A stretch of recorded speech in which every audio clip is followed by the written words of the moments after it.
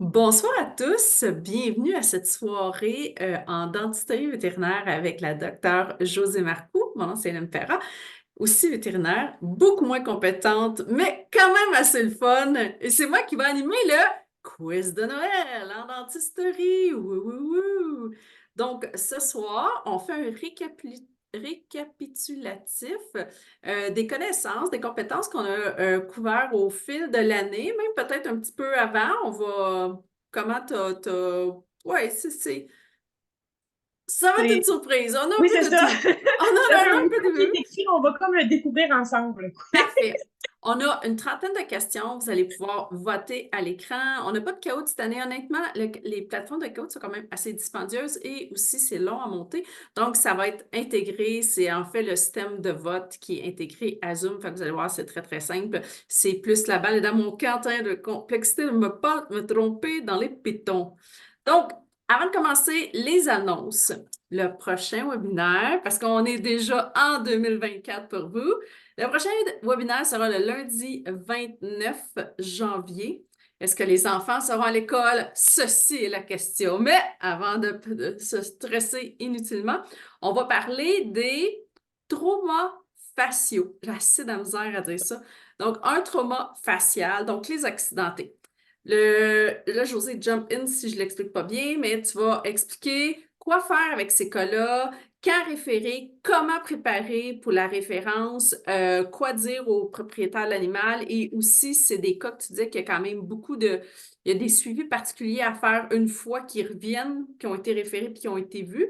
Fait qu'en Mhm. fait, toute la gestion de A à Z de ces patients-là. Oui, fait qu'on va parler des choses plus simples, là, tu sais, des traumas, tu sais, ça peut aller d'une dent cassée à, tu sais, fracture de tout le visage, là, fait qu'on va un peu regarder tout ça, puis savoir qu'est-ce que vous pouvez faire, puis quand est-ce qu'il va être référé, puis oui, souvent, les dents cassées, etc., ça sera pas réparé tout de suite, bref, tout qu'est-ce qu'on peut faire en équipe. Parfait. Donc, comme toujours, après, d'ici 24 heures, il faut vraiment que ça sorte parce que je pars en vacances mercredi. Je vais vous envoyer une infolette. Vous allez recevoir l'infolette via l'adresse courriel avec laquelle vous êtes inscrit ce soir. Ça se peut que ça aille dans les indésirables, donc regardez. Si vous voulez être sûr de ne pas manquer des enregistrements qui vont être mis sur YouTube, une fois terminé, vous vous abonnez au canal de Yvette Mobile, puis vous allez les avoir aussitôt que j'ai mis dessus, donc c'est-à-dire le soir même, habituellement. Donc, ça, c'est pour le prochain. J'en profite au nom de toute l'équipe, d'Yvette Mobile, souhaiter un beau temps des fêtes. Les Lunch and Learn, donc plusieurs établissements vétérinaires, c'est un petit peu plus tranquille. Je pense que plusieurs endroits où ils font des chirurgies plus avancées aussi, c'est cette même observation-là qu'il y a présentement. Donc, Josette, des disponibilités. Si vous voulez avoir un Lunch and Learn, vous allez voir le lien dans l'infolette et vous cliquez, puis vous allez voir les dates disponibles. Évidemment, ça, c'est réservé aux établissements qui sont dans la région de la Montérégie et Montréal, si ma mémoire est bonne. Oui, euh, oui, oui. Laval? Ah oui, oui. Ah, Dans le Laval! Ah, oui, oui. traîneau du Père Noël, Crazy Carpet, on fait le tour, il n'y en a pas de problème. Et puis, c'est sur les blocs dentaires. Je pense que c'est encore, c'est un beau roadshow, c'est juste les doses, là, hein? On se souviendra d'un webinaire où on s'était un peu, c'était le festival des chiffres. Oui, puis même Euh, si vous en faites déjà, tu sais, je pense quand même que j'ai montré à plein de monde, tu sais, des affaires qu'ils ne savaient pas ou des fois aussi juste de visualiser l'anatomie, on a une meilleure ouais. compréhension de ce qu'on fait, fait que c'est gratuit. Puis non seulement c'est gratuit, mais on vous paye le lunch, fait que, tu sais, Oui, profitez-en. c'est vrai. Ben oui, c'est vrai. Ça va vous expliquer le fonctionnement. Et finalement, là, le service d'interprétation, tu fais de la téléconsultation. Donc, les spécialistes, ben, les spécialistes, on n'a pas le droit de dire spécialistes au Québec, là. Ah ouais. Mais les gens qui ont une résidence en dentisterie puis qui ont complété leur board offrent, donc tu fais de la téléconsultation, de l'interprétation de radio. Le tarif est 63 et aussi de tes consultations pour aider avec le diagnostic. Et Ouais. celui-là, j'ai oublié le tarif, ma chère. Ben, le 132 plus 4% là, Ah non, oui, c'est c'est ça. vrai. On va dire 50. Parfait. Pour ce Good! qui est des interprétations de radio, si vous êtes sous anesthésie et que vous voulez la faire lire stat, appelez à Yvette Mobile pour qu'ils me disent de surveiller mes courriels parce qu'évidemment, je suis pas, c'est comme constamment liée à mon ordinateur. Donc, ça me déçoit tout le temps de voir mon courriel 4 heures plus tard puis de constater que j'aurais pu vous aider. Fait envoyez le courriel, mais appelez comme ça la réceptionniste, elle me texte, puis comme ça, je suis honnête. Parfait. Je pense que là, on va juste dire que Josée, là, au lieu de faire toute ta bio, tu as fait ta résidence en dentisterie à la fac, tu as passé tes boards, tu as toutes les lettres après ton nom. Félicitations. Et là, depuis 2020, tu es avec Yvette Mobile. Oui. Good! Est-ce qu'on Le enchaîne moment avec... chaton à la place du moment bio. Pardon, oui, c'est moment chaton, parce que Josée est un petit foyer pour Oui. des chatons de la SPCA et ils sont tannants. Il faut que je l'attrape. Ah, il est là.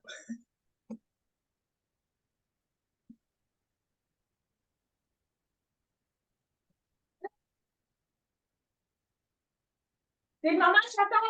Mon Dieu. Bon, alors, tout le monde, on se prépare. On prend des respirations. Oh, Ça, c'est le adorable. plus tannant des trois. Il s'appelle Philbert. Et il aime grimper et causer du trouble quand les deux autres dorment. T'sais, il va sauter dessus, puis il va comme les brasser pour rien. Ça, c'est Oh. Curio, c'est le plus meilleur parce que il est et colleux et amical et genre extraverti. Puis Esteban, lui, il a des petits pouces, il a comme des petites raquettes pour l'hiver. Puis lui, c'est l'introverti de la gang et adorable, il aime ça se coller pour dormir. Fait Ah, qu'on a des chatons ici. hey boy. Si vous Des avez bras pour besoin la... d'un chaton pour Noël, ils vont être à l'adoption dans quelques jours à la spéciale. Je pense que tout le monde a pas mal son... C'est accès à des châteaux adoptés. Mais bon, sait-on jamais. Good. Alors, comment qu'on va procéder ce soir? José va présenter ses... commence, José, je vais expliquer. Ah, ben, j'ai des slides, puis en fait, la première slide a une question avec une photo. La deuxième a le choix de réponse. Fait que, malheureusement, il n'y aura pas comme la photo en même temps que le choix de réponse. Oui. En même temps, ça vous permet de répondre à la question sans l'aide du choix de réponse pendant quelques secondes. Puis si jamais ben, vous n'avez pas d'idée, ben, des fois, le choix de réponse va vous aider. Puis là, ben, OK. ensuite, là, vous allez voter, c'est ça?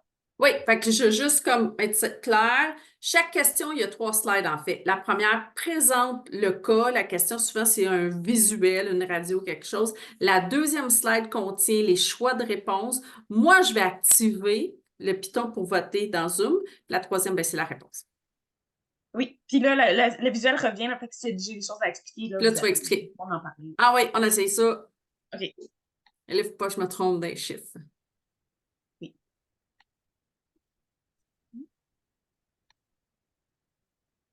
Bonne chance à tous. Ah, puis j'ai quelque chose à faire tirer. Ah, je l'oublier. Mais oui, j'ai commandé le Dog Ah, Pooping Beautiful Places. Je l'ai. Fait que je vais OK. l'envoyer à. Mais là, je compte même pas les points. Je vais faire un prix de participation. Je suis contre. Ouais. Ouais, c'est ça, un prix de participation. Parfait. OK.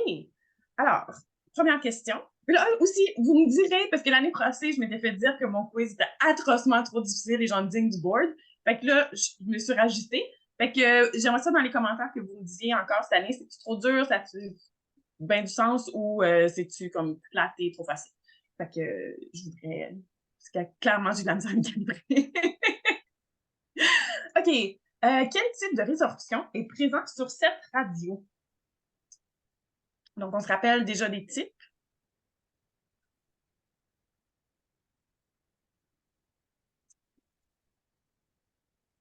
Donc, est-ce qu'on parle de type 1, type 2, type 3, ou est-ce qu'il n'y avait pas de résorption sur la radio? Alors là, c'est là que moi, j'active.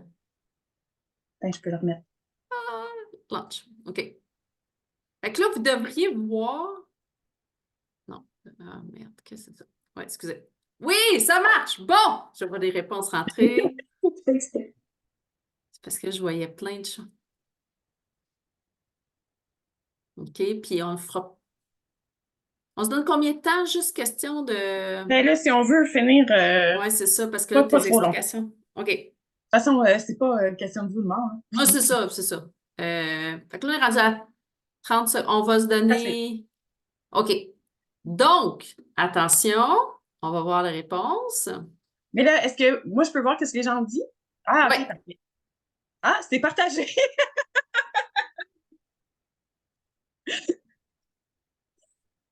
Excusez, Fait attends, que j'arrête de partager.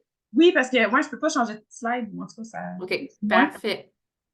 OK, on l'a eu. Super. Bon, alors la réponse à ça était la résorption de type 1. Fait que j'ai-tu la slide explicative? Non. Euh, si on se rappelle les questions de Lévi d'ici, là, fait que le type 1, c'est quand il y a des petites bouchées qui sont prises dans les dents, comme on voit sur la radio ici, et que le ligament parodontal est visible sur la radiographie. Donc, ça, c'est exactement un exemple de type 1. Type 2, c'est quand les racines sont confondues avec de l'os. L'enfant ne peut plus vraiment faire le tour avec un crayon. Puis type 3, c'est quand la dent a décidé de faire moitié-moitié. Fait que moi, sur cette radio-là, on voit quand même que les ligaments sont bien visibles partout. On peut tracer avec un crayon la belle petite ligne noire et il y a des bouchées de partie. C'est clairement un type 1. Et petite information supplémentaire, traiter ça, on extrait la dent au complet. Pas d'amputation de couronne là-dessus. Je demande-tu des questions ou on. Y a-tu des questions? Est-ce que vous avez des questions? Vous pouvez prendre le chat ou le Q&A en bas. Bon, là, les chafons sont restés autour de moi. Fait que s'il y a une lumière qui crash le quiz, c'est parce que quelqu'un chasse le fil. Pour l'instant, il n'y a pas de questions. OK. Donc, Donc, ça, c'est une radiographie intraorale qui a été prise. La dent qui est entourée en rouge se trouve à être dans quel cadran?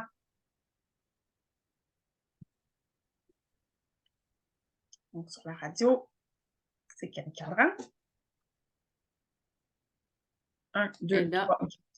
et là, moi, je vais... Oups. C'est là que ça se complique. Il faut que je fasse ça. Parfait. Fait que là, vous pouvez voter. Toum, toum, toum, toum. Faudrait que je fasse de la musique. Oui, je peux. OK. J'ai des maracas, je pense. 1, 2, 3, 4, qui est aussi A, B, C, D. Comme que je clique à côté de la fenêtre. Ça va dessus? Est-ce que vous voyez bien? Parce que j'ai aucune idée qu'est-ce que vous voyez. Je vois. Ah, ben, il y a comme un petit bloc-notes dans le milieu de l'écran qui pop, puis tu as les choix de réponse. Parfait. Fait qu'on laisse encore 3 secondes. Ah, merci, Dominique. OK, on arrête ça.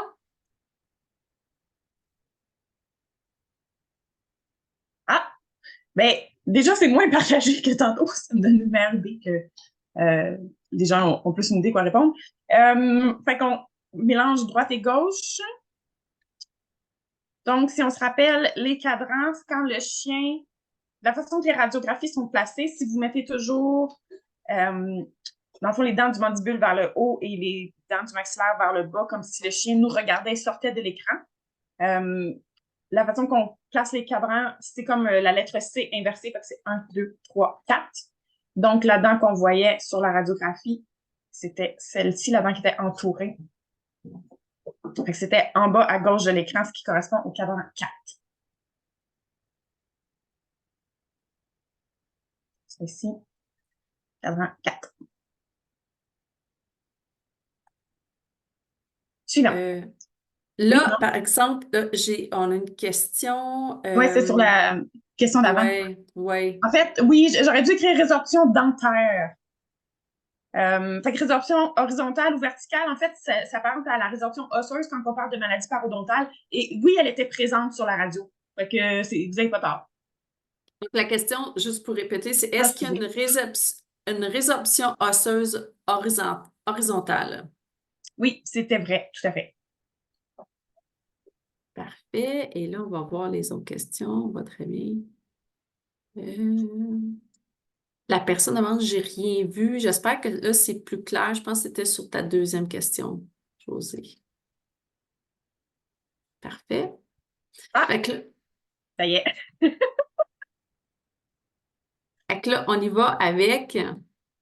Avec quelle espèce est sur la radio?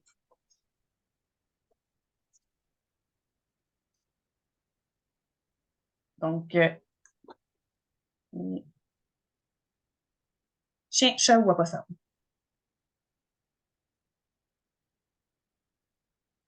Donc, vous avez A, chien, B, chat. C, opossum.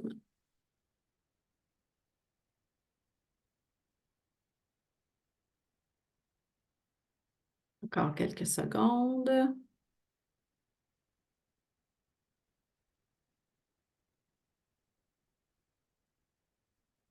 OK, on va arrêter ça.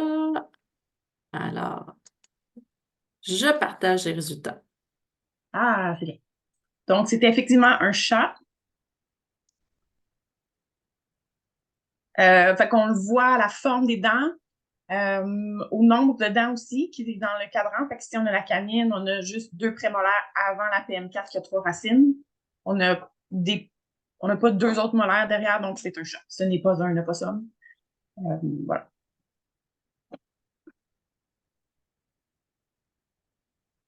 OK. Quelle est la durée d'action d'un bloc de bupivacaïne? Et si vous avez fait mes lunch and learn, vous devriez connaître la réponse à cette question. Quelle est la durée d'action d'un bloc de bupi? C'est 1 à 2 heures, 1 à 2 minutes, 6 à 8 heures ou 72 heures. Alors, c'est lancé. Le A, c'est 1 à 2 heures. Le B, 1 à 2 minutes. Le C, 6 à 8 heures. Et le D, 72 heures.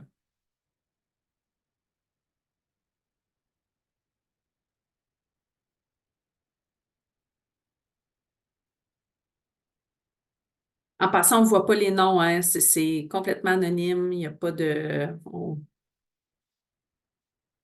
Puis si vous ne voulez pas non plus voter, ben pas voter, mais répondre, vous n'êtes pas obligé, là.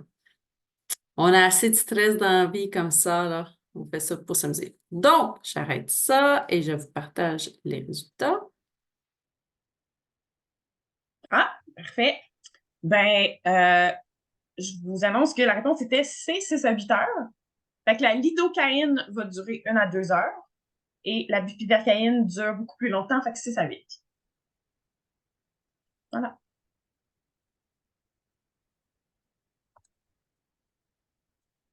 Vrai ou faux? Encore le bloc dentaire. Les blocs dentaires peuvent diminuer la CAM, c'est-à-dire la quantité d'isoflurane ou la concentration alvéolaire maximale, de 20 Et là, les choix, c'est vrai et faux. Là.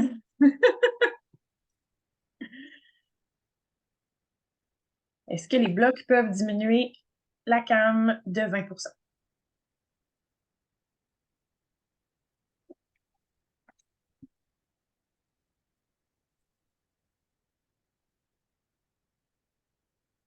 On vous laisse encore quelques secondes.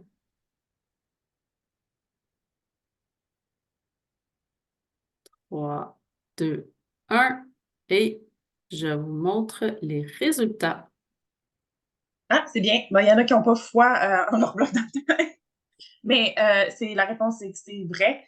Donc, dans les études, on considère qu'à partir du moment où on a une réduction de 20 de la CAM, mettons la méthode ou bref, ce qu'on est en train d'utiliser a vraiment un effet significatif sur la réduction de l'ISO. Et pour les blocs, je pense que c'est de 23 officiellement là, dans les études. Donc, ça fonctionne pour vrai à diminuer votre ISO.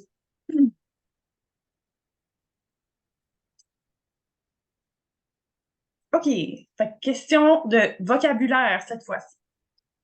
Sur quel aspect de la canine maxillaire droite se trouve le point rouge? Donc, si j'avais une lésion ou un défaut d'émail, je voulais dire où il se trouve dans la bouche du patient. Sur quel aspect de la canine maxillaire droite se trouve le point rouge? Je laisse les choix. Est-ce qu'il est buccal, rostral, mésial ou médial? Alors, je lance. Je mets la photo un instant. Le point rouge est ici. Est-ce que le point rouge est buccal à la canine, rostral à la canine, mésial à la canine ou médial à la canine?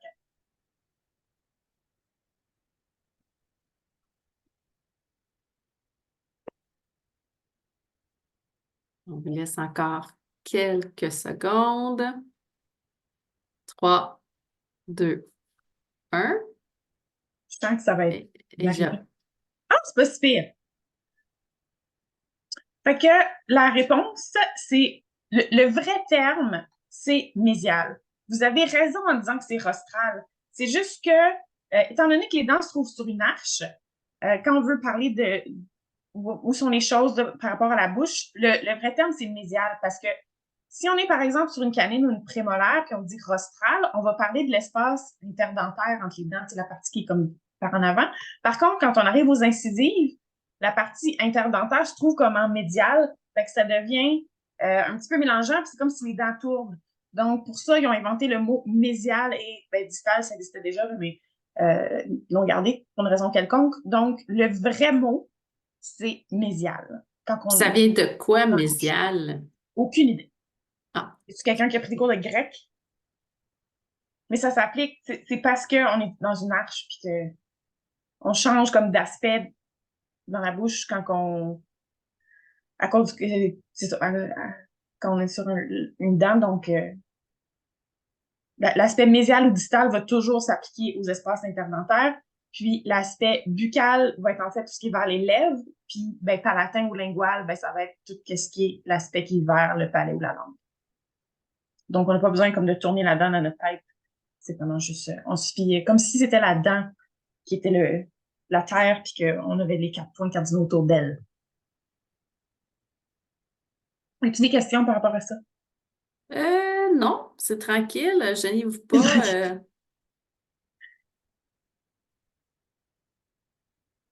OK, super. OK, encore terme de direction. Fait que selon le système triadan modifié, quel est le numéro de la dent qui est entourée en rouge? Fait que là, je vous dis pas où on est. Selon le système triadan, quel serait le numéro de cette dent-là qui est entourée en rouge? Oups, on a une main levée. Est-ce que la personne veut parler, poser une Attends, question? quelqu'un va prendre la parole? Non, mais ça arrive souvent que les gens accrochent le piton. Par expérience, qui fait énormément de webinaires, c'est rare que les gens veulent jaser, mais si vous voulez, il n'y a pas de problème. Je pense qu'on va. Euh, donc, est-ce que tu veux montrer les choix de Ah oui, réponse? excusez. Fait que, est-ce qu'on parle de la 109, 409, 309, 408?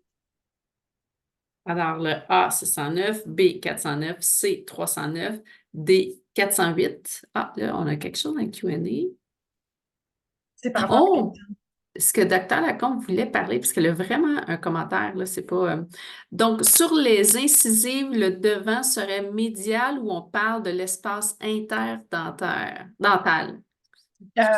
Donc, sur les incisives, l'espace interdentaire va être mésial s'il est vers le milieu, puis distal s'il est par en arrière.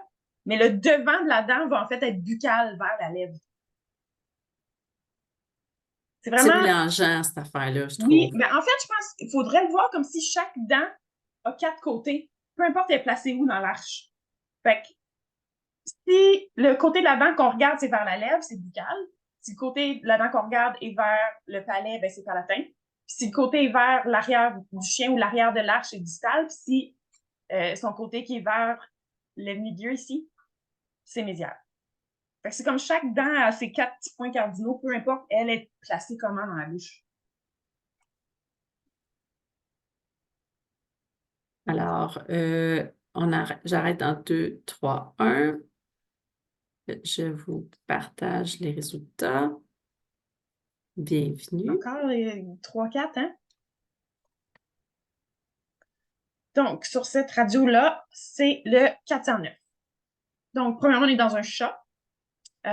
Deuxièmement, c'est le mandibule qu'on regarde. Fait que jusque-là, ça va. Fait qu'ici, on a de l'air en dessous du patient. Donc, quand c'est un museau, c'est pas possible. Puis, on a un cortex ventral qui est juste possible au mandibule. On voit même ici, le mandibule qui s'élargit, là, qui part vers le coronoïde. Et ici, à droite de l'écran, on a la canine. Donc, le museau du patient est à droite de l'écran. Sa queue est à gauche de l'écran. Donc, sachant ça, on est forcément dans le cadran 400. Si son museau est par là, sa queue est par là, puis on est en bas. Si on repense à notre crâne de tantôt, 1, 2, 3, 4. Et c'est la 9 parce que en fait, il faut un petit peu savoir, parce que chez le chat, ils n'ont pas une dentition qui est complète. Donc, la carnassière va être la 9. Une des façons de la reconnaître est très différente des prémolaires, en fait, la molaire 1 chez le chat. Fait que les prémolaires vont vraiment être sous forme de lettre A, fait qu'ils sont très symétriques. Vous avez vos petits triangles. Puis la molaire, elle a deux cuspides à la place de juste une. Et puis ses racines ne sont pas du tout symétriques. Donc, c'est notre carnassière. Fait que la carnassière a toujours la 9 au mandibule et la 8 au maxillaire.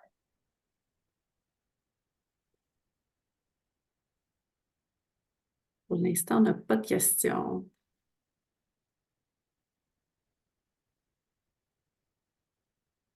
De toute façon, la question, il y a toujours un petit délai. Vous me direz pendant celle-là.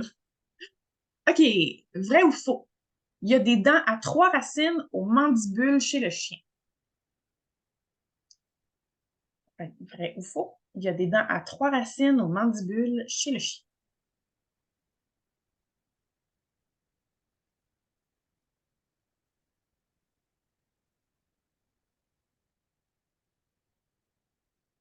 On peut donner encore.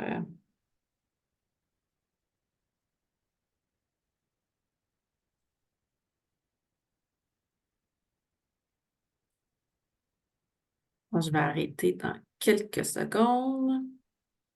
3, 2, 1. Et je partage. Excellent! Oui, je vais voir c'est quoi mon image avec une écran. Oui! Donc, en fait, je trouve que c'est un repère intéressant à se rappeler que quand on regarde une radio, ben, c'est une bonne façon de savoir si on est au mandibule ou au maxillaire. Il n'y a aucune dent à 3 racines chez le chien qui est au mandibule. La façon le petit truc que moi j'utilise pour me rappeler, c'est que le mandibule est très, très, très étroit, évidemment, par rapport au maxillaire. Hein, il y a comme toute la largeur du palais du chien. Donc, il ne pourrait pas avoir une dent à 3 racines parce que forcément, elle va être sous forme de trépied, ça va être trop large, ça ne rentre pas. Donc, si vous voyez des dents à 3 racines sur votre radio, vous êtes forcément au maxillaire. Il n'y en a pas au mandibule chez le chien, à moins de racines surnuméraires qui arrivent une fois de temps en temps, mais c'est vraiment des anomalies.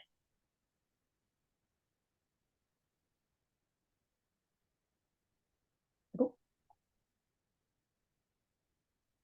Et au fond, notamment les racines. Là, ça, je suis sûre que si je pourrais faire un quiz entier de racines et je pense que les autres, ce serait peut-être moyen.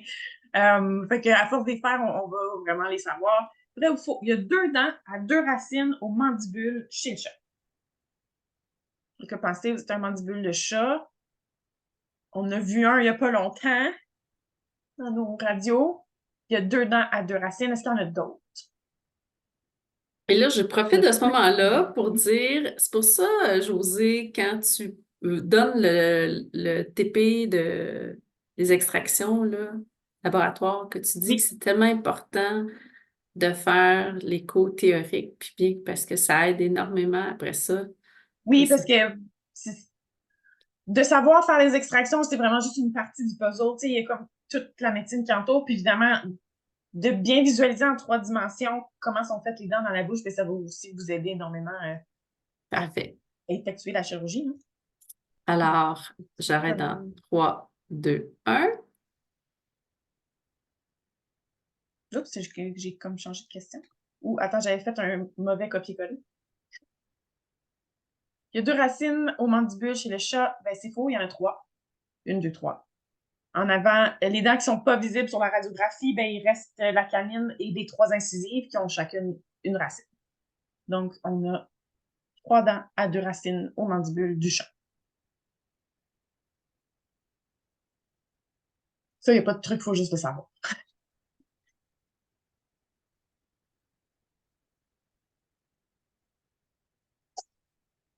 Hein? Vrai ou faux? J'ai fait beaucoup de vrai ou faux. Il y a 6 dents à une racine au mandibule chez le chien. Un cadran, OK? Et je lance maintenant. Oups. Oups. Est-ce que vous le voyez, lunch? C'est drôle, il ne veut pas. Tu viens la question 10? Aucune idée. Voyons, pourquoi il ne veut pas? Ouais, fait que je vais répondre à la question par cadran. OK, Oui, ou vous attends. répondez à la question par cadran. Fait qu'il y a 6 dents à une racine dans un demi-mandibule de chien. J'aurais dû... si j'avais eu des Ah, proofreaders, là, ils m'auraient... Bon, vrai ou faux? ça se peut. Ah, OK, excusez. C'est parce que je le vois. Moi, je ne vois pas la même vue que vous. Je partageais encore les résultats de l'autre. Je ne peux pas naturellement faire deux en même temps, là. Ouf, j'ai chaud. Fait que 6 dents, une racine de mandibule de chien. Vrai ou faux?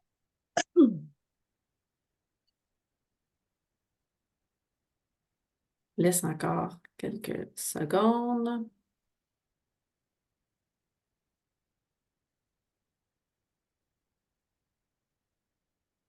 Alors, 3, 2, 1. J'arrête et je partage les résultats. Ah, ben, c'est faux. Ah non, c'est vrai! C'est vrai! À cause de la canine, j'avais comme toutes mes incisives en tête. Bon, bravo!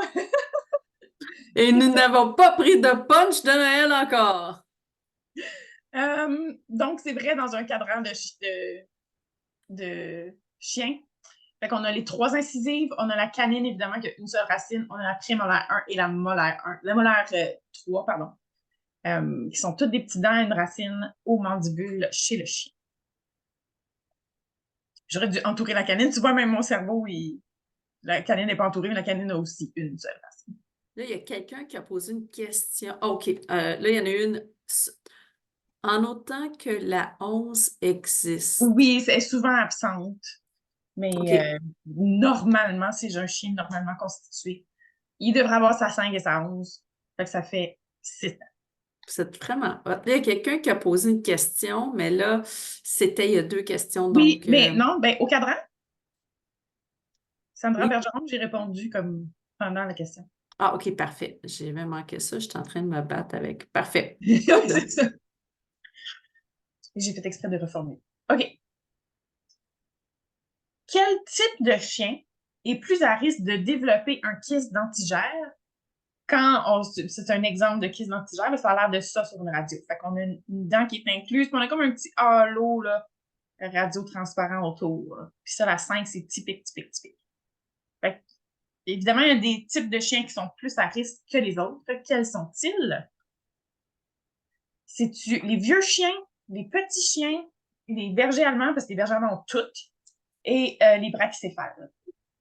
Alors, je lance. Colin, je m'en souviens plus. Ça me fâche. Je me souviens que tu parlais de ça. Je me rappelle ma chum Laurence, elle avait un berger allemand, puis dans les cours, tu sais, chaque fois qu'on est médecine, là, chaque fois qu'il y avait une maladie, là, c'était tout le temps le berger allemand qui était comme le premier à avoir ça. Puis tu sais, des fois, c'est comme, oh, ça, c'est une maladie de petit chien, sauf le berger allemand, que lui, c'était comme immanquable. Son chien a vécu jusqu'à 11, 12 ou 13 ans, je sais pas, il avait comme un super vieux berger allemand qui a battu toutes les probabilités, mais fait que je trouvais ça drôle de mettre ça. Attention, on va arrêter dans 3, 2, 1 et je partage les résultats. Ouais, hey, je suis quand même épatée. Donc, fait que les vieux chiens, en fait, l'âge n'a aucune incidence sur le fait d'avoir un kyste ou pas, là. Donc, les vieux chiens, ça par rapport. Chez la petite race, c'est pas faux. Parce que la plupart des animaux qui sont à risque de former des kystes, ça va être les pugs, les boston terriers, les shih tzus, les yorkies, les chihuahuas, qui sont quand même des chiens de petite race, mais ce sont aussi tous, à part le yorkie, là, mais des brachycéphales. Fait que les brachycéphales sont d'autant plus susceptibles de faire ça. Puis dans les études, c'est comme plus statistiquement prouvé que c'est les brachys. Puis même l'exception des grands chiens brachys, c'est les boxers qui vont être aussi très à risque de faire des kystes dentigères. Je sais pas pourquoi, mais ils font ça les autres. Donc, comptez toujours les dents dans les arcades de vos petits patients. Puis à la stérilisation, là, ça vaut la peine de faire une radio si les dents sont pas sorties parce que ça va vous éviter des gros problèmes comme ça, c'est-à-dire le kyste qui est rendu, qui englobe toute la canine, qui a commencé à manger le cortex ventral, qui s'étend jusqu'à la 8. Ça nous fait une belle balloune, là. Donc, on ne veut pas se rendre là. Fait que les brachycéphales, plus à risque. Puis vous avez raison, les petits chiens en général, là, mais brachy particulièrement.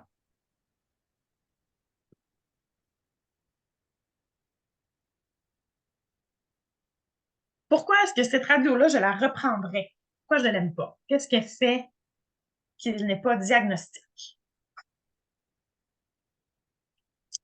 pourquoi cette radio de canine n'est-elle pas diagnostique?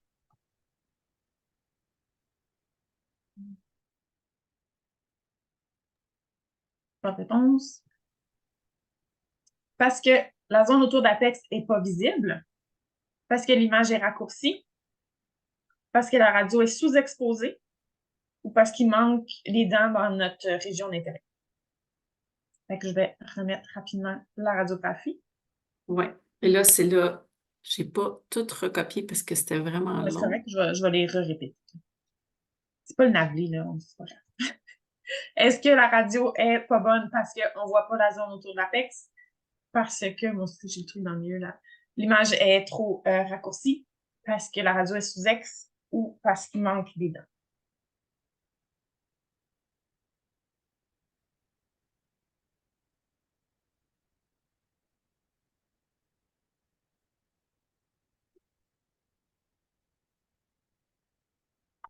Ça, c'est une bonne question tech, parce que la tech idéale en dentisterie, là, c'est regarder sa radio puis savoir s'il faut qu'elle la reprenne.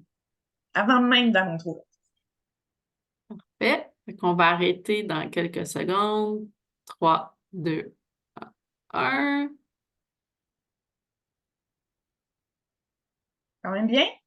Fait effectivement, la raison pour laquelle j'aime pas cette radio, c'est parce que j'ai pas un bon 2 à 3 mm autour de l'apex de ma dent qui me permet de bien visualiser s'il y a une plaque osseuse autour de l'apex. Puis en plus, le marqueur de ma radio est venu se déposer en plein dessus.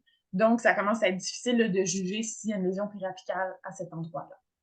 Donc, quand on prend une radio, il ne faut pas que la radio elle arrête flush à nos racines. Il faut vraiment qu'on ait un 2 à 3 mm d'os autour. Puis j'ai une verte récemment qui m'a montré une radio. Elle était comme « Ah, je suis pas sûre s'il y avait une lésion. » Tu sais, moi, je voyais comme d'un coin, puis j'étais comme « D'après moi, il y en a une, mais tu sais, si tu avais pris un peu plus d'os, tu l'aurais vu, ça aurait été bien plus clair. » Il y a une question. Il y a aussi un commentaire plutôt.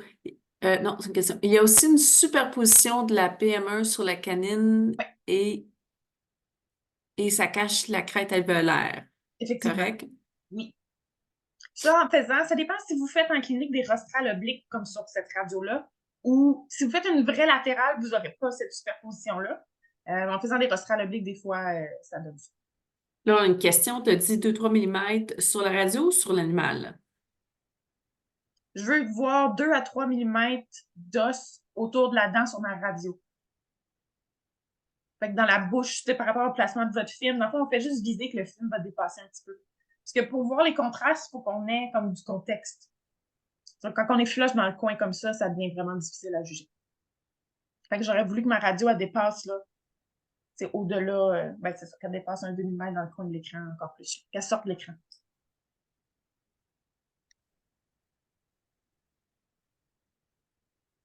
Vrai ou faux? Cette radiographie est au maxillaire d'un chien.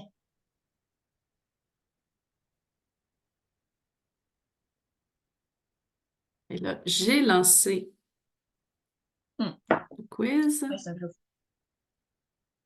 Fait que cette radiographie-là provient d'un maxillaire de chien.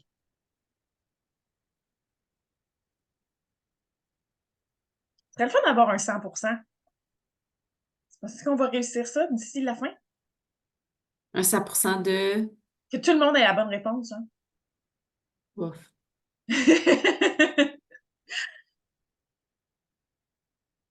Ça serait le fun, mais je veux pas que les gens aient de pression. Bon, c'est beau. Maxillaire de chien, qu'est-ce que tu en pensais? 3, 2, 1, j'arrête et je partage les résultats. Donc, c'était faux. Donc, un petit peu comme je disais tantôt, ça se trouve à être un mandibule de patient parce que je vois de l'air au-dessus de mon patient et je vois le cortex ventral du mandibule, ce qu'on ne retrouve pas au maxillaire. Puis en fait, j'ai tourné la radiographie pour faire exprès. Là, elle est placée comme si c'était un maxillaire, mais ce n'est pas possible. Donc, ça se peut quand vous prenez vos radios, dépendamment de comment le capteur est placé dans la bouche, que le logiciel la sorte pas du bon bord. Donc, il faut savoir la tourner. Donc, il s'agit d'un mandibule, encore une fois, parce que j'ai de l'air, j'ai un cortex ventral. Le canal mandibulaire n'est pas super bien tracé sur lui, mais on a ça aussi. Puis, il y a le nombre de dents aussi. Fait que ça, c'est ma 5, 6, 7, 8. 8, elle devrait avoir 3 racines, ce qui n'est pas le cas. Donc, pour toutes ces raisons, c'est un mandibule de chien. C'est effectivement un chien.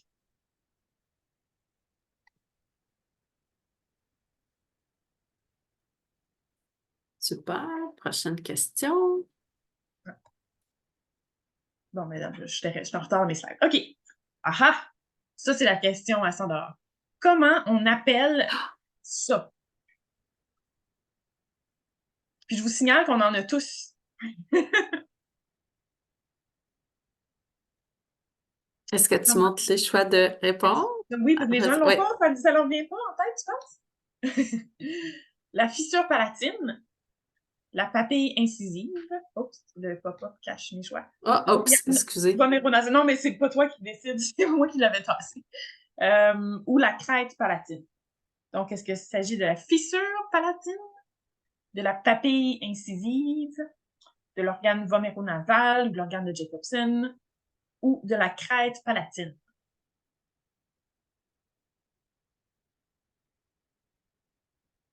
Moi, je veux surtout m'assurer, c'est que vous sachiez de ne pas biopsier ça, s'il vous plaît. À moins qu'elle ait une apparence complètement anormale, mais il faut savoir qu'il y a une bosse là, normalement chez les patients, qui peut être plus ou moins grosse, que plusieurs formes possibles, mais Alors, je vais arrêter le quiz dans 3, ça 2, va être pas 100%, je pense. 1. Hey, je suis quand même épatée. Donc, c'est la papille incisive. Donc, même chose, on en a une, les chats en ont aussi. Et en fait, la papille incisive contient deux petits canaux qui se dirigent vers l'organe voméronasal. Donc, elle n'est pas complètement indépendante, mais il ne s'agit pas de l'organe. L'organe est quelque part comme dans le palais. Il y a une super belle article où ils ont fait des IRM de l'organe voméronasal parce que personne ne sait jamais c'est où, là. Donc, c'est pas directement là, mais il y a deux petits canaux qui partent et qui se dirigent vers là. Donc, c'est la papille incisive. La fissure palatine, c'est une structure qui existe. Je vais voir. C'est en fait les deux trous qu'on voit sur une radiographie de maxillaire de patient. Si on en voit d'autres dans les prochaines slides, je vais vous les montrer. Donc, fissure palatine est quelque chose qui existe. Papille incisive, c'est cette bosse-là. L'organe voméronasal n'est pas loin. Et une crête palatine, en fait, chacune des crêtes, des plis qu'on voit au palais, ça fait une crête aussi. Donc, ça aussi, c'est quelque chose qui existe. Voilà. La papille incisive. Autre question d'anatomie. Quelle est cette structure, cette bosse qu'on retrouve, qui est souvent molle, derrière la molaire du chat? Comment se nomme cette structure? Alors, dans le terme aujourd'hui des structures à ne pas biopsier, la petite bosse derrière la molaire du chat. Comment elle s'appelle? Est-ce que ça s'agit de l'arche palatoglosse, d'un carcinome spinocellulaire, d'un nœud lymphatique mandibulaire ou d'une glande salivaire molaire? Donc, je vais remettre rapidement l'image. La petite bosse molle qui est dans la bouche du chat. Est-ce qu'il s'agit de l'arche palatoglosse, d'un carcinome spinocellulaire, d'un nœud lymphatique ou d'une glande salivaire?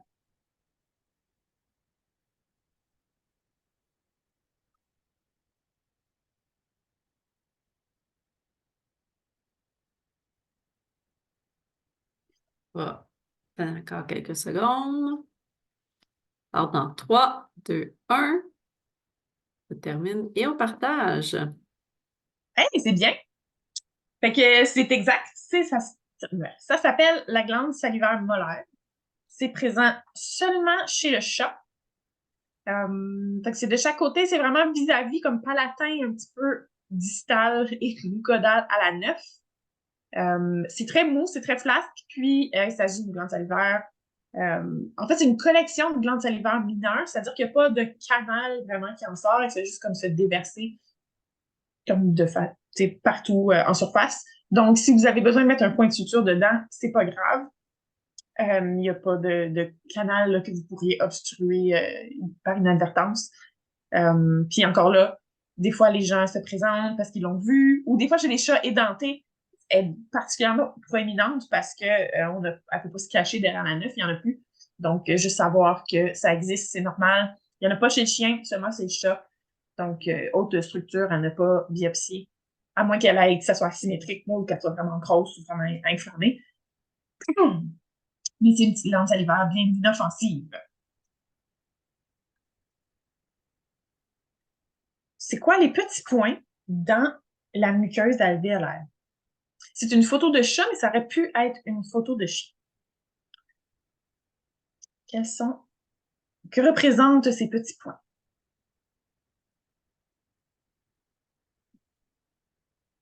Alors, les choix de réponse. Des cutérébras, des traumas, des mélanocytomes ou des glandes salivaires mineures. C'est à vous de jouer. Est-ce que c'est des cutérébras, des traumas, des mélanocytomes ou des glandes salivaires mineures?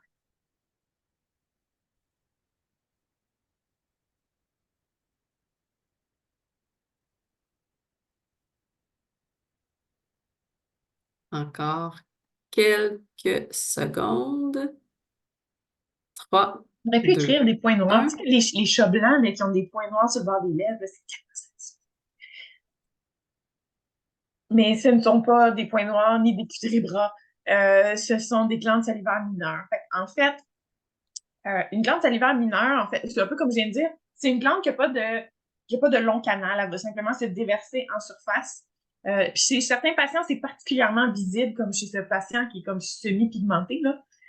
Fait qu'on va voir des petits points partout ici. Souvent, on va les voir aux mandibules. Chez les chiens, on voit ça aussi parfois. Encore une fois, complètement inoffensif. C'est juste... en fait, les autres en ont aussi, c'est juste qu'on les voit pas. Fait que cette image était particulièrement belle chez ce chat. Puis souvent, on va le voir quand on fait nos extractions puis qu'on tient la lèvre à cet endroit-là, c'est tout le temps gluant, ça glisse. Fait que c'est nos belles glandes salivaires mineures qu'on peut remercier pour ça. Il y en a au-dessus de 1000 dans une bouche de patient. Il y en a dans les lèvres, en dessous de la langue, au palais. Il y en a vraiment partout. Ce qui fait que même s'il fallait enlever toutes les glandes salivaires majeures pour une chirurgie quelconque, on n'aurait quand même pas la bouche sèche. On a plein, plein, plein, plein de glandes salivaires mineures. Ça va appris quelque chose aujourd'hui. Donc, on est dans la portion anatomie aujourd'hui. Fait que, comment se nomme ce foramen?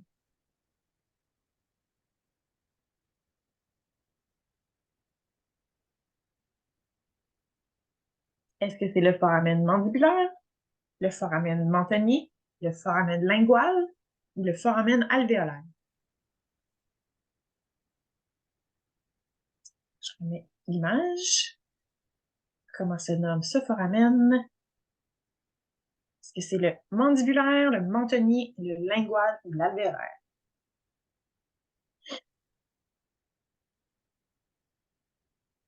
Encore quelques secondes. 3, 2, 1. J'arrête et je partage les résultats. Parfait. Hey, on a tout le temps à peu près 70, c'est bien. Fait que oui, il s'appelle le foramen mandibulaire. Le foramen mentonnier existe, mais il est beaucoup plus rostral. Foramen lingual, il n'y en a juste pas. Puis le foramen alvéolaire, en fait, un peu un anglicisme. Parce qu'en anglais, le nerf, en fait, qui est nerf mandibulaire en français, mais en anglais, c'est le inferior alveolar nerve. Donc, voilà, j'ai voulu confuser un peu les gens qui parlent anglais. Mais c'est le foramen mandibulaire, la bonne réponse.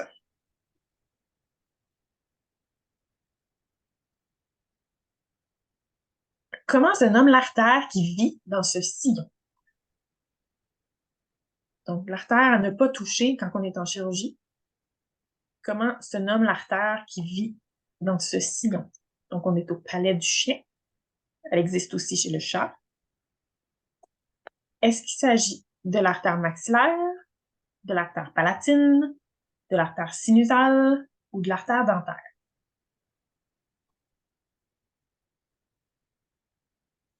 Je remets rapidement l'image. Comment ça s'appelle?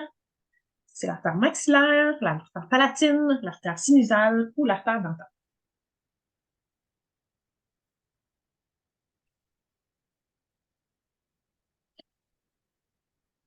On va attendre encore quelques secondes. Alors, dans 3, 2, 1. J'arrête Et je partage les résultats. Oui, c'est effectivement l'artère palatine. Je vais mettre la photo du crâne. Donc, une façon de savoir où se trouve l'artère palatine, on va dire souvent être au milieu du milieu. Donc, si on coupe le chien en deux, ça va nous donner ça ici, qui est en fait la structure maxillaire. Puis, à peu près au milieu de notre moitié, vraiment là, comme à mi-chemin entre la ligne médiane puis les dents, on a l'artère palatine qui traverse les deux côtés. Donc, ça serait quelque chose à pas aller sectionner. Ça arrive rarement, là, mais tu sais, des fois, si vous avez beaucoup de pertes de tissu, etc., là, ça pourrait. Ou chez les petits patients, entre autres, là, des fois, notre palais n'est pas si large. Donc, le milieu du milieu, c'est une zone à éviter parce que c'est quand même. C'est un des rares vaisseaux là, que vous pourriez avoir à ligaturer parce que ça pisse une artère palatine. L'artère maxillaire est quelque chose qui existe. Euh, Là, j'aimerais ça pouvoir tourner le crâne dans l'image. En fait, l'artère maxillaire, c'est vraiment la partie qui part du crâne, qui part du cerveau, là, et qui se rend en dessous de l'œil. À partir du moment où elle rentre dans le foramen infraorbitaire, elle s'appelle l'artère infraorbitaire. Fait que c'est tout ce qui est l'artère entre le crâne et jusqu'à en dessous des yeux. C'est l'artère maxillaire. Pas de raison que vous alliez jouer là.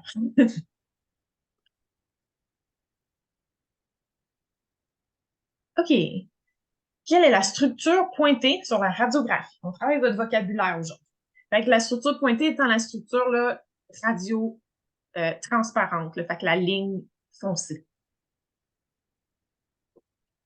Fait que comment se nomme la structure qui est pointée? La structure radio transparente. Est-ce qu'il s'agit de l'espace du ligament parodontal, de la crête alvéolaire, de l'apex, ou est-ce qu'il s'agit d'un exemple de maladie parodontale? Et je lance le quiz. Je remets rapidement la radiographie. Donc, la structure noire, est-ce que c'est l'espace du ligament parodontal, la crête alvéolaire, l'apex ou la maladie parodontale?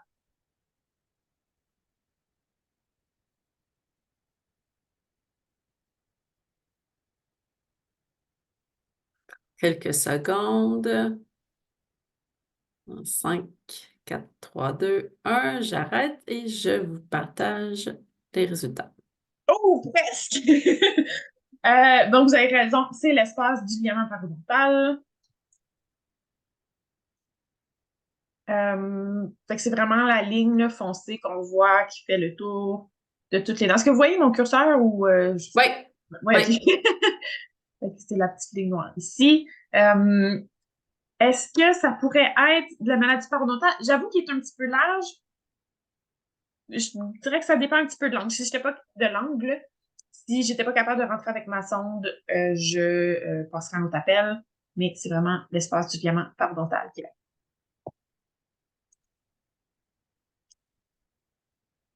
Quel numéro, encore une fois, quel numéro triadan porte la dent qui est fracturée sur la radio? Là, j'imagine que vous êtes capable de repérer quelle dent est fracturée. Ou du moins, j'espère, sinon on va se parler. Quel numéro triadan porte la dent qui présente une fracture de sa racine? Est-ce que c'est la 201, la 204, la 203 ou la 103? Donc, A 201, B 204, C 203, D 103. Je vais mettre l'image.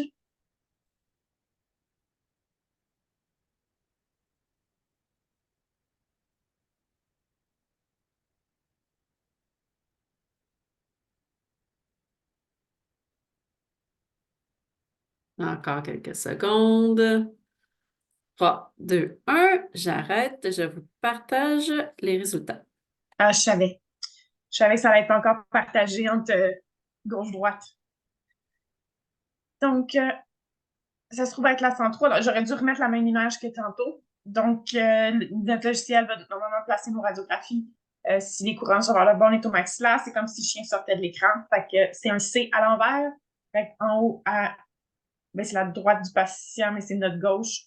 1, 2, 3, 4. Donc, on est dans le cadran 1 ici. Fait que c'est la 103.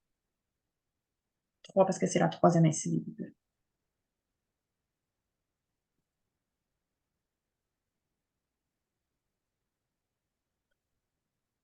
Oh, celle-là, Ça, c'est un chiffre qui vient d'une étude, là. C'est le moment board d'aujourd'hui. Donc, quel pourcentage des dents qui sont fracturées, mais sans exposition de la pulpe, sont quand même mortes dû au trauma Ouh. qu'elles ont subi? Donc, quel pourcentage des dents qui sont fracturées sans exposition de la pulpe sont quand même mortes dû au trauma? Donc, indirectement, est-ce qu'on devrait s'inquiéter d'une dent qui a une fracture non compliquée ou dont la pulpe n'est pas exposée? Est-ce que c'est 1%, 25%, 72%, 9%?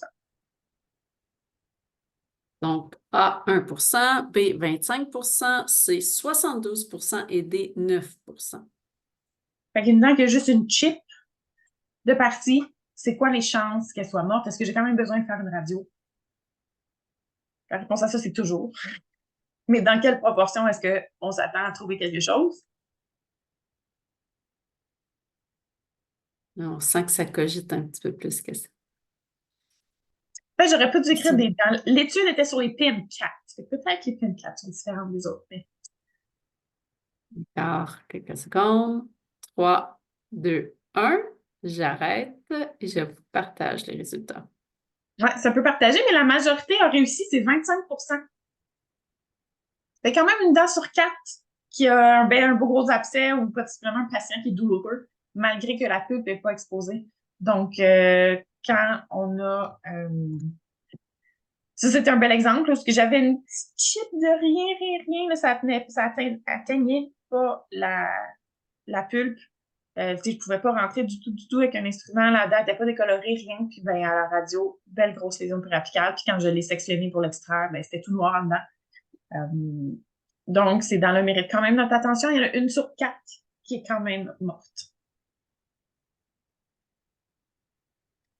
En fait, je devrais pas dire morte, qui va présenter une lésion périapicale à la radio.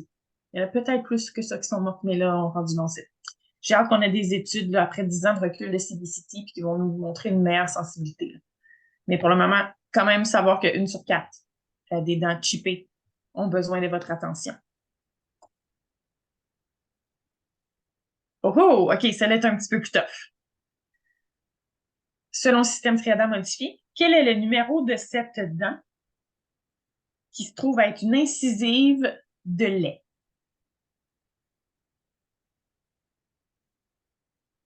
Donc, selon le système Triadan, c'est quoi le numéro de cette incisive 3 de lait? De lait parce que la 3 est ici, puis qui est tout petite comparée aux autres. Puis c'est à moitié résorbée, elle est sur le bord de tomber. Donc, c'est une dent de lait. Quel est son numéro? Est-ce qu'on l'appelle la 303, la 303 décidue, la 603 ou la 700? Alors, je lance. Alors là, A, 303, B, 303 décidus, C, 603, D, 703.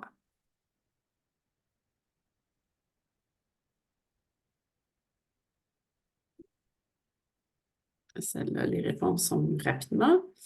Encore Mieux. quelques secondes. Dans 3, 2, 1. J'arrête et je vous partage les résultats. 703. Et en fait, vous avez raison. C'est moi qui suis mélangé dans la réponse. C'est 703. Et donc, j'ai fini mon image. Donc, les dents décidues, on va quand même utiliser le triadan, mais là, j'ai 6, 7, 8, c'est pas ça. C'est le 7 et wow, OK, c'est un échec sur toute la ligne. le 7 devrait être là. C'est le C inversé, là, comme. C'est probablement parce que quand je l'ai tapé, il se met comme seul. Bref. C'est fun à faire essayer de dessiner sur un PowerPoint, là. Super intuitif. Donc, on va utiliser le même système de cadran, c'est juste que les dents décidues vont porter les 5, 6, 7 en bas à droite, 8 en bas à gauche. 5, 6, 7, 8. Donc, la bonne réponse était la 703. 81% de vous avez raison et pas moi. On va changer de salle, on va effacer toute trace de cette belle date. Tout est enregistré. Ah, c'est ça. C'est pour savoir si vous suivez. OK. Quelle anomalie est présente sur la dent qui est entourée en rouge? Donc, on regarde comme il faut. Est-ce qu'elle est comme d'habitude? Ou est-ce qu'elle présente une anomalie? Et si oui, c'est quoi le mot exact? Qu'est-ce que vous écrivez dans votre dossier? Donc, est-ce qu'elle a aucune anomalie? Est-ce qu'il est géminé? Est-ce qu'il est fusionné? Ou est-ce qu'elle présente des racines fusionnées? Là, on a une question. Elle vient juste de rentrer. Oui, C'était une maxillaire, non? Est-ce que c'était sur celle-là ou c'était sur sur l'autre l'autre? radio. Non, sur le mandibule, regarde ici, on a la symphyse. On a de l'air en dessous du patient, c'est un petit mandibule de chien. Ok. Et là, celle qu'on est là actuellement, j'ai pas. Est-ce que tu as mis les choix de réponse? Oui. Excuse-moi. OK, oui, je lance. Donc, je vous remets l'image. Oups. C'est quoi l'anomalie qui est présente sur la dent ici? Est-ce qu'elle est... Un peu, il faut que je change de couleur. Oh, est-ce qu'il n'y a aucune anomalie? Est-ce que la dent, elle est géminée? Est-ce que la dent, elle est fusionnée? Ou est-ce qu'elle a des racines fusionnées?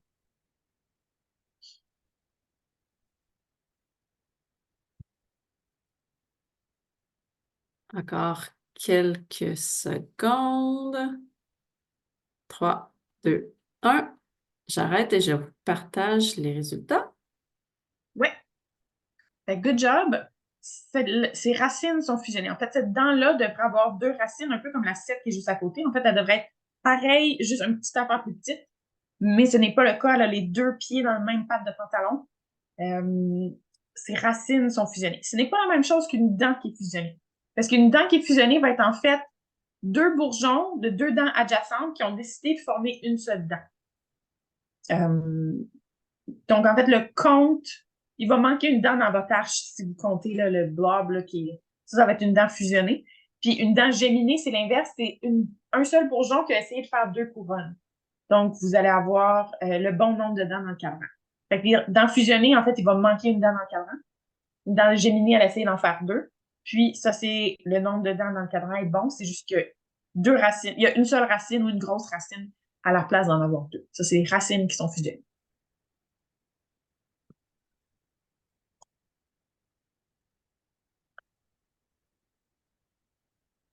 C'est quoi qui se trouve sur notre radio nommé la lésion qui est entourée en rouge?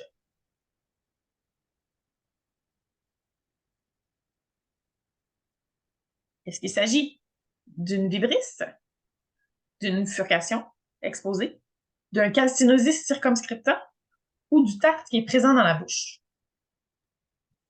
Je vous remontre l'image. Qu'est-ce qui se passe sur cette dent-là? Est-ce qu'il s'agit de la superposition d'une vibrisse, d'une furcation qui est exposée, d'un calcinosis circumscripta ou de tartre qui est dans la bouche?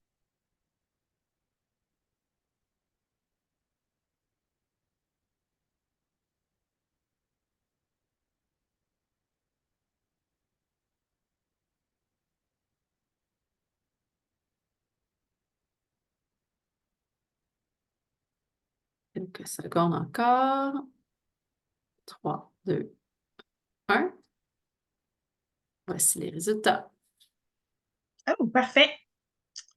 Donc, dans ce cas-ci, il s'agit de tartre qui est dans la bouche. Donc, souvent, moi, j'aime bien faire le détartrage avant de faire les radios. Donc, ça me permet d'avoir les couronnes qui sont libres de débris. Mais des fois, c'est pas tant qu'il reste du tartre sur la dent, mais il va en rester à l'intérieur de la lèvre parce que ça a comme brisé, là, puis il y en a partout. Fait que quand la lèvre se referme, ben là, ça va retourner sur la dent. Puis, on a un morceau de tartre ici, on a un petit croissant de lune ici, puis on a un autre morceau ici. Fait que pourquoi je sais que c'est du tartre, c'est que le petit croissant de lune qui est ici, ben, fait comme pas de sens. Anatomiquement, je vois pas qu'est-ce que ça pourrait être. C'est comme même pas sur la dent ou à moitié. Donc, ces trois petits motons-là se trouvent à être simplement du tartre. La stenosis circumscripta, officiellement, ça aurait pu. Ça serait bizarre qu'il soit là, dans une furcation, mais ça aurait pu aussi être dans la lèvre puis être simplement superposé à notre radio. C'est plus souvent dans la langue que dans les lèvres, mais officiellement, il peut en avoir partout dans le corps du patient. J'ai vu dans une épiglotte une fois, j'étais un petit peu paniquée à l'intubation, de ma tête qui fait comme qu'est-ce que c'est ça? Donc, pas fou, mais presque, mais il s'agissait simplement de tartre.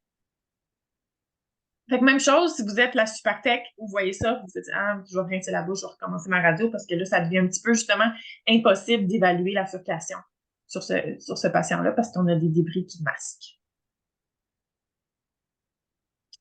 OK. J'aimerais que vous me disiez exactement ce que vous allez écrire dans votre dossier ou si vous m'écrivez un courriel, vous n'avez pas de photo, comment vous avez nommé cette lésion.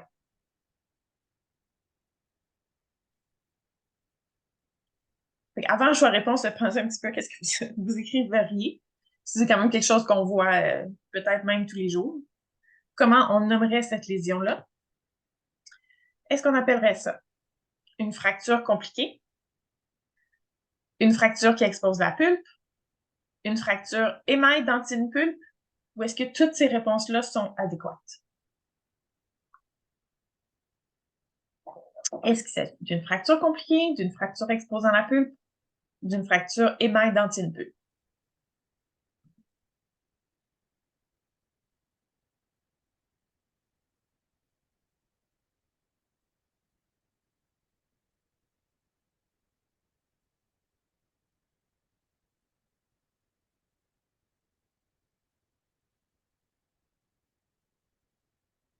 Encore quelques secondes.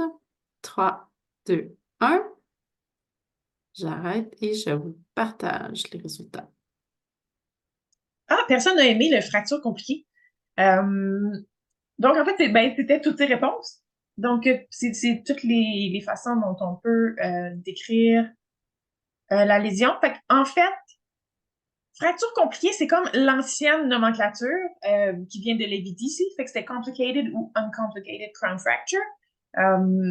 Par contre, tranquillement, on se dissocie un petit peu de ce vocabulaire-là parce qu'on disait compliqué quand la pulpe est exposée, puis non compliqué quand la pulpe n'était pas exposée. Par contre, on vient de voir que chez les pulpes non exposées, il peut y avoir 25% de ces dents-là qui ont quand même un abcès. Donc, même si uncomplicated, ça ne voulait pas dire qu'il n'y avait pas de traitement.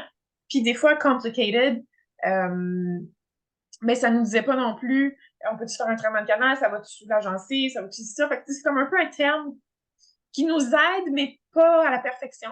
Donc, fracture exposant la pulpe, ben, ça serait plus une façon en français de dire fracture compliquée.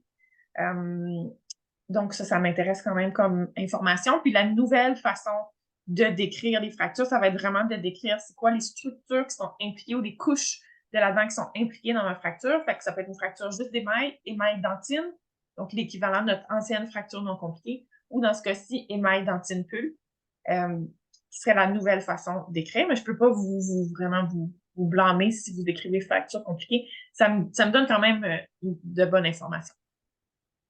Mais la nouvelle façon préférable, émail dentine pulpe. Tant que vous avez repéré que la pulpe est exposée, c'est déjà un très bon début pour votre patient. Quel est cet artefact sur la radio?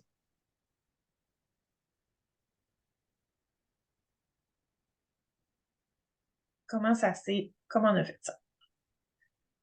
Donc, vous voyez la belle autoroute, un train de chemin de fer qui est là.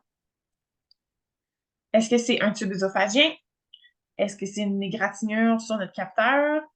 Est-ce que c'est le tube endotrachéal? Ou est-ce que c'est parce qu'on a bougé le capteur pendant qu'on faisait la radio? Je prends une image de cette structure. C'est un tube œsophagien, une égratignure, un tube endotrachéal ou un artefact de mouvement.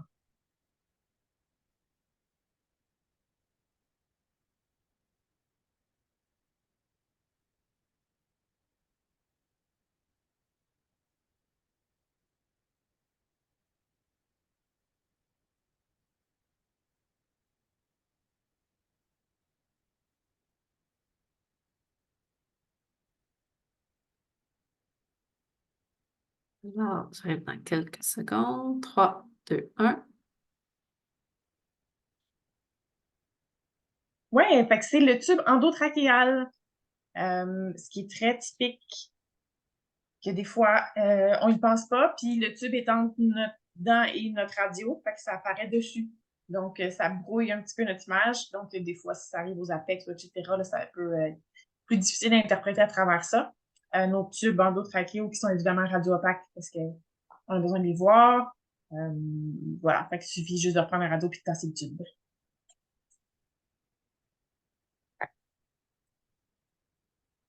Ah! C'est aussi autre lésion très... c'est très typique que ça pourrait être dans un livre, cette photo-là. Si vous voyez ce genre de lésion, ce genre d'abrasion, en fait, chez un patient, quelle autre question devez-vous poser au propriétaire? Ou qu'est-ce que ça vous dit sur ce patient-là? Le fait d'avoir de l'abrasion en croissant comme ça. Donc, sans choix de réponse, ça devrait déjà, j'espère, vous sonner une cloche. Donc, il manque un petit croissant au distal comme ça. Comment on se fait ce genre d'abrasion? Est-ce que c'est un chien qui mange des barreaux de cage? Est-ce que c'est un chien qui joue au frisbee? Est-ce que c'est un chien qui mange des balles de tennis? C'est un chien qui gruge des os. C'est lancé. Et notre chien gruge des barreaux de la cage, joue au frisbee, mange des balles de tennis ou mange des os.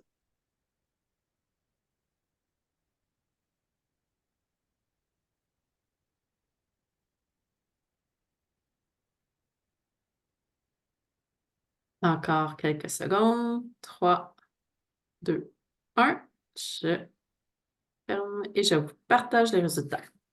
Ouais, fait en grugeant les barreaux de cage, c'est vraiment typique comme lésion. Vraiment distal des canines. Des fois, ça va être les quatre. Dépendamment de comment il fait sa prise, ça peut être plus en haut, plus en bas. Mais ça, là, c'est vraiment typique des mangeurs de cage. Des fois, on va avoir des incrustations métalliques vraiment comme grises sur les dents. Fait qu'il faut vraiment discuter avec le client, là, est-ce qu'il est gardé en cage? Des fois, ça a été fait dans le passé, puis là, maintenant, il n'est plus en cage, puis c'est réglé. Est-ce qu'il fait l'anxiété de séparation? Est-ce qu'on peut filmer le patient quand on n'est pas là? Faut vraiment se poser des questions parce qu'il est possible que ce chien-là soit pas bien du tout.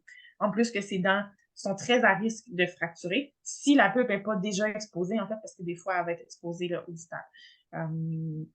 Donc, ça, c'est typiquement le genre de patient, si la pulpe n'est pas exposée, sur laquelle j'aimerais mettre une couronne pour l'empêcher de fracturer sa dent. Ça qui peut être fait. Pour ce qui est frisbee, il n'y a pas de lésion particulière que ça fait. Les balles de tennis vont user les dents et ça va vraiment plus les raccourcir que faire un croissant comme ça. Puis, des os, ça va juste les briser. Fait que ça va donner de quoi d'autre. Fait que c'est quoi qu'on dit à un client de c'est quoi les jouets appropriés qu'il peut donner à leur chien? En fait, c'est tout jouet dans lesquels on peut plier avec les mains et dans lequel je peux enfoncer mon ongle. Donc, si on pense à Nylabone, c'est pas bon. Bully Stick, c'est pas bon. Des bois de serre, c'est mon meilleur vendeur de traitement de canal. Fait que continuez d'en donner si vous voulez, mais bref, ça casse les dents. Les glaçons aussi, des fois, on aime ça donner des tubes de glace à nos animaux. Pas une bonne idée. Fait qu'on peut pas mettre notre ongle dedans, on peut pas plier. Je suis une grande fan de la marque Kong. J'adore leurs balles. C'est le seul jouet que mon pitbull n'a pas détruit. Elle a eu pendant comme 10 ans sa balle, elle va faire perdre. Bref, il faut qu'on puisse mettre notre ongle et la plier, sinon on ne met pas ça dans la bouche de notre chien. Évidemment, des roches. C'est une mauvaise idée aussi. On a des chiens des fois qui aiment manger des roches. Oui. OK. Question. Oui, question. J'ai déjà eu un client qui me jurait que son chien n'a jamais grugé des barreaux de cage. Peut-on voir cette lésion dans d'autres situations?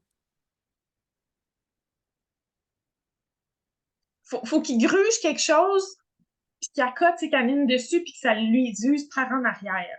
Fait qu'à part un barreau de cage,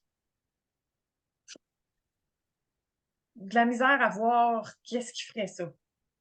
Ou est-ce que monsieur tirait, tu sais, comme sur quelque chose, en jouant? Mais c'est vraiment typique des grugeux de cage. J'ai de la misère un peu à m'imaginer. Mais des fois, j'ai des chiens que je pose la question aux gens, c'est comme, oui, tu sais, mettons, pendant qu'il était au chenil ou pendant qu'il était à la SPCA ou peu importe quelque chose, il était super nerveux puis il a grugé ses dents, mais à la maison, il ne fait plus parce qu'il n'est plus en cage, puis là, il est relax, ça se peut. Évidemment, la lésion ne va pas s'en aller. Fait que j'ai des chiens qui ont grugé dans le passé, mais plus maintenant. Mais c'est quand même important d'investiguer là, que le chien n'est pas malheureux. OK. Cela va être difficile. Là, vous êtes en train de magasiner les fraises. Là, il y a plein de chiffres, là. Là, vous voulez acheter celle-là. Le 010 sur le code de la fraise, qu'est-ce qu'il veut dire? Ce serait une formation Amazon, là. Ben, en fait, l'AMVQ m'a demandé pour leur plateforme de formation continue, le thème, ça va être les fraises. Donc, bientôt, vous allez avoir une conférence complète sur les fraises. Je sais pas quand est-ce qu'elle va être en ligne, mais je l'enregistre au mois de janvier. Fait que démystifions les fraises ensemble, mais pour le moment, c'est des codes de 0-10 en quoi ça correspond. Les choix de réponse. Fait que c'est la mesure de la fraise, le diamètre de la fraise, je devrais écrire en millimètres, le nombre de fraises qu'il y a dans le paquet, le gabarit ou le gauge ou le type de fraise. Donc, en fait, je vais remettre la question. Là, fait que le code de fraise ressemble à ça. 2FG round, H1.31.010, 10P. Fait que le 0,10, c'est quoi? Est-ce que c'est le diamètre, le nombre, le gauge ou le type? Et c'est l'avant-dernière question. Ah oui, OK. Oui. Ah bon, ben, tant mieux, parce qu'on a Je encore vous des problèmes. laisse. Ah, c'est plus. Je vois qu'elle est difficile, les réponses Ouais, prennent non, ça, plus de temps à clairement. rentrer. Oui, Tout le monde oui. s'arrache les cheveux, même moi au début, là. Je pense que c'est la pire affaire que j'ai eu à commander, c'était les fraises. Ah, C'est quelques secondes vraiment pas clair encore. comme système, c'est horrible. 3, 2, 1. On arrête et je vous partage les résultats. Ben, c'est pas si pire quand même. Donc, c'est la mesure en millimètres, c'est pas la longueur, mais bien le diamètre. Fait que 2FG round, tout ça. Bon, FG, c'est friction grip. C'est le type de fraise qui va dans votre appareil à turbine. C'est la façon que la fraise tient dans votre turbine. Fait que friction grip, c'est en fait, il y a 3 morts là, dans votre pièce à main, puis qui se sert. Friction grip, c'est votre sorte. Numéro 2, c'est son gabarit. C'est un peu comme 22 gauge ou 10 gauge ou 10 French. Là. Numéro 2, c'est sa grosseur. Round, ben, c'est sa forme. C'est une fraise ronde. H1, je pense pas que ça veut dire quelque chose. 0,10, c'est son diamètre. En fait, les deux sont toujours En fait, c'est des dixièmes de millimètre. Fait que c'est 10 dixièmes de millimètre. Fait qu'il y a 1 millimètre de grosseur, la tête. Puis 10P, c'est combien qu'il y a de fraises dans votre paquet. Vous pouvez les acheter à l'unité en 5, en 10, en 25, en 100. Donc, en fait, je trouve que c'est comme le seul chiffre qui est utile dans tout ça. C'est que ça me dit la grosseur de ma fraise. Fait que je sais en regardant ça que c'est une 1 mm. Fait que je pourrais avoir une 22, je pourrais avoir une 8, 008, 006. Mais fait que une 2, c'est celle qu'on utilise très souvent, en fait. Là. C'est comme la pas trop gros, pas trop petit. Fait que c'est des dixièmes de millimètre, le 10, c'est 1 mm. Tout sur les fraises bientôt. OK, bon, encore une question de fraise. Est-ce qu'une fraise 700L ou 700 longue est plus longue qu'une fraise 700? Ça, c'est comme dans les premiers quiz, pas les premiers quiz, mais les premiers webinaires qu'on avait fait. J'avais fait un sur les fraises. Donc, vrai ou faux, une fraise 700 longue est plus longue qu'une fraise 700.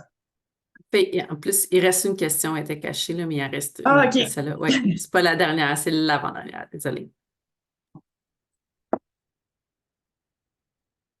Alors, encore quelques secondes. 3, 2, 1. Voici les résultats. Eh bien, c'est faux! Ben, ça dépend comment on voit la question. C'est-à-dire que j'ai pas de dessin. J'aurais aimé ça avoir un dessin. Fait que la partie coupante de la fraise, c'est une fraise conique, une 700. Fait qu'il y a comme un petit sapin de Noël au bout, là, pour tout à fait. Fait que la partie qui coupe va être plus longue, va prendre une plus grande proportion de votre fraise, mais votre fraise en tant que telle, d'un bout à l'autre, a la même longueur. Fait que la lame est plus longue, mais pas la fraise. Fait que quand on veut une fraise plus longue, c'est une chirurgicale, ce n'est pas une longue. Donc, à suivre sur la plateforme de formation de la MDQ. Comment acheter des fraises? Moi, j'ai un catalogue ça d'épais de fraises chez moi. C'est pas le fun de fouiller dedans parce que les codes, c'est Non, parce que 700, ça te dit-tu c'est quelle forme, ça, 700? Non, il faut juste que tu les saches. Bon Et la courage. dernière question. Ça, je suis même pas sûre que je l'ai déjà dit, mais bon, ce sera une question bonus. Au pire, vous apprendrez quelque chose. Donc, vrai ou faux? Les pierres à affûter en céramique sont autoclavables et donc on pourrait les utiliser, on pourrait affûter directement pendant une procédure. Si vous faites une longue procédure, puis votre élévateur a été moussé, puis vous voulez le faire, affûter pendant, avec une pierre en céramique stérile, on pourrait faire ça direct en chirurgie.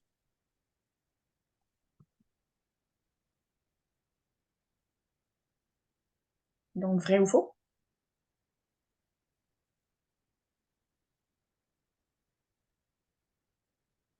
C'est la dernière question.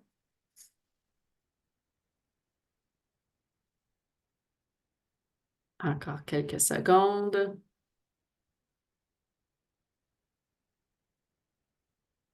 3, 2, 1. Et c'était la dernière. Je vous montre les résultats. Vrai. Et c'est vrai! Donc, en fait, il y a trois types de pierres qu'on va utiliser pour affûter des instruments. Fait qu'il y a les Arkansas, qui sont des pierres naturelles. Fait que si on y pense un petit peu, c'est des pierres naturelles, c'est poreux. Donc, ces pierres-là ne sont pas autoclavables. Il y a plein de petits trous dedans qui ne peuvent pas être utilisés directement en chirurgie. Les pierres en céramique sont produites parce que c'est de la céramique et passent à l'autoclave. Donc, oui, on pourrait affûter nos élévateurs directs pendant la procédure. Et il y a aussi les fraises, pas des fraises, mais c'est des petites plaques, ça ressemble à une carte à jouer. C'est diamanté. Ça aussi, ça peut être autoclavé. Et vous pourriez avoir le plaisir d'affûter vos élévateurs à Périos directement pendant une longue procédure si ça ne peut plus. Question?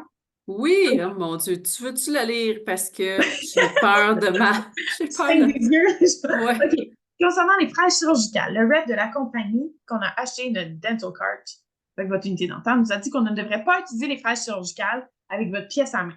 Fait deux pièces à main qui brisent et dit que c'est dû à cela. Qu'est-ce que tu en penses? C'est vrai. En fait, puisque la fraise est plus longue, c'est plus dur de faire tourner quelque chose qu'un plus long levier. Donc, ça abîme les pièces à main. Je suis d'accord avec ça. C'est vrai. Ça use vos pièces à main plus rapidement. Je dis pas qu'il faut jamais les utiliser, mais c'est-à-dire que je vais pas les utiliser si j'en ai pas besoin. Fait que je mets pas comme ma fraise chirurgicale tout le long de la procédure. Tu sais, je vais l'utiliser vraiment juste quand j'ai un bout de racine à aller chercher, puis ensuite je la switch puis je remets ma fraise courte. C'est à ça qu'ils servent. À savoir si votre pièce à main, vous pouvez pas les utiliser du tout, vous pouvez vous en sortir en 5 minutes, là, mais oui, ça abîme les pièces à main et ça coûte aussi le double du prix, fait qu'on fait pas exprès de les sortir là, quand c'est pas nécessaire. Je suis pas nécessairement d'accord. Tu peux-tu Vous pouvez lire la expliquer? question. Oui. Je pensais que tout le monde les voyait, je m'excuse. Non. Donc, est-ce que c'est difficile de couper une grosse dent comme une 108, 208 avec celles qui sont pas chirurgicales? Je suis pas nécessairement d'accord parce qu'on pourrait prendre une fraise longue, donc la partie qui coupe sur la fraise serait plus longue, sans que la fraise elle-même soit plus longue et sorte de l'appareil. Donc, plutôt que de prendre une chirurgicale, j'essaierais plutôt avec une longue. Mais oui, en général, les fraises chirurgicales, c'est pas bon pour votre pièce à main, mais c'est juste que des fois, on n'a pas le choix. Il va falloir demander à nos manufacturiers de faire du matériel de meilleure qualité. Mais Parfait. oui, les fraises chirurgicales, c'est pas gentil. Mais ça Parfait. sauve la vie. Bon, ben là, je crois que cela met fin à notre quiz de Noël en dentisterie. Merci à Est-ce qu'il y a une autre question? Oui, non, je crois que tout est beau. Hey, ça fait 1h30 qu'on est Oui, hein, ensemble, mais oui, il faut retourner à la réalité. Merci, José, de ta C'était-tu mieux les générosité. questions? C'était-tu comme Oui, vraiment oui, trop oui, tough ou oui, ça avait du oui. sens? Ben, moi, j'ai trouvé ça, j'ai réussi à répondre à quelques questions. Oups, est-ce qu'on a des questions? Ah, les gens te remercient. Merci beaucoup, Les c'était bienvenus. bien. Oui, vous êtes gentil, gentil. Alors, ben, et avant de terminer, donc je vous rappelle, prochain webinaire le 29 janvier, 19 h, et on va parler des traumas faciaux. un trauma facial, c'est plus facile à dire. Euh, José est encore disponible si vous voulez un lunch and learn. On parle ici là, de la région de Montréal, Montérégie.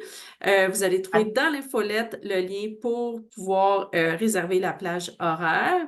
Et encore une fois, au nom, ben, je voudrais vraiment remercier José, là, moi, ça fait quand même 25 ans dans l'industrie, là, je connais pas beaucoup de gens qui se dévouent comme ça mensuellement. Euh, qui donne de son temps, de son énergie, de ses connaissances. Donc, merci énormément, José, de ta passion de l'enseignement pour la profession. J'en profite pour vous souhaiter un joyeux temps des fêtes. Reposez-vous, vous le méritez, hein? Ça fait comme 4 ans que ça n'arrête plus, là. L'œil du cyclone, comme j'appelle. Donc, on se revoit en janvier, mais d'ici là, amusez-vous bien. Joyeuses fêtes. Et puis, ben, au nom de toute l'équipe d'Yvette Mobile, je vous remercie et je vous souhaite à la prochaine. Josée, as-tu un petit mot que tu veux ajouter? Y a-t-il quelque chose que tu veux? Mais j'allais dire merci d'animer avec moi parce que bien que je donne mon temps, je pense que mes quiz ou mes seraient bien plus plates si tu n'étais pas là. Fait que merci à toi aussi. Mais merci à tout le monde, puis joyeuse fête, restez en santé, puis soyez prudents sur les routes, etc. Merci beaucoup à tous. Faites attention et à la prochaine.